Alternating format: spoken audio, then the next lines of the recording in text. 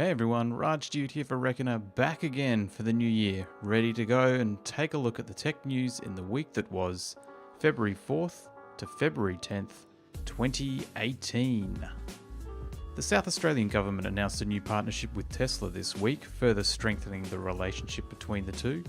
The new deal will see the state build the world's largest virtual power plant by installing solar panels and Tesla's Powerwall 2 battery into 25,000 government-owned homes. A further 50,000 private residences will be given grants to install the hardware in return for subsidies on power drawn from the grid. Switching to Elon's other baby, SpaceX's Falcon Heavy rocket had its highly anticipated maiden flight.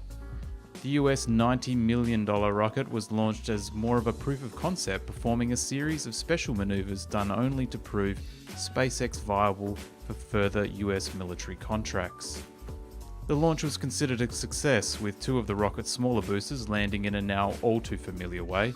Its third and largest core booster sadly didn't make it and flew into the ocean at a lazy 300 miles per hour, virtually disintegrating on impact. To cap off Elon time, US companies are amidst financial earnings reports, and Teslas have been the topic of hot discussion, having had the worst financial quarter since incorporation. The company lost US $675 million last quarter. Despite the heavy loss, the company believes they'll be profitable for the first time ever in 2018, assuming the Model 3 production issues can be fixed. Other reports of note saw Twitter have their first profitable quarter ever, making US $97 million. The profits come off the back of large staff cuts across the board. Snapchat also had a semi-positive note on their earnings. Sales for the company have grown to US $285 million last quarter, up 72% on last year's. They've also seen an increase in daily usage numbers, and their losses were less than originally expected at US $350 million. Australian cinema chain Hoyts announced this week that they would be partnering with recently expanded esports league Gfinity.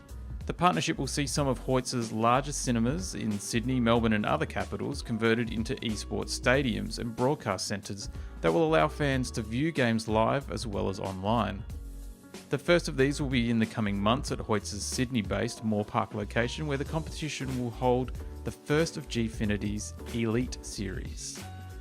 And finally, Apple had an up and down week this one.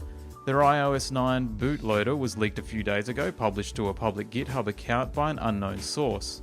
Described as possibly the worst security breach in history, despite being for a system years old, is largely still in use by today's phones and could easily be used for malicious purposes. On the flip side for them, the HomePod was officially released on Friday.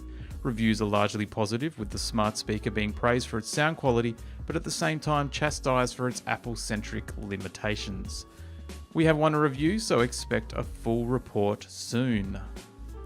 And that's it for another and first week of 2018. I hope you've enjoyed it. If you did, then please hit that like, love, applause or subscribe button and review this on your platform of choice.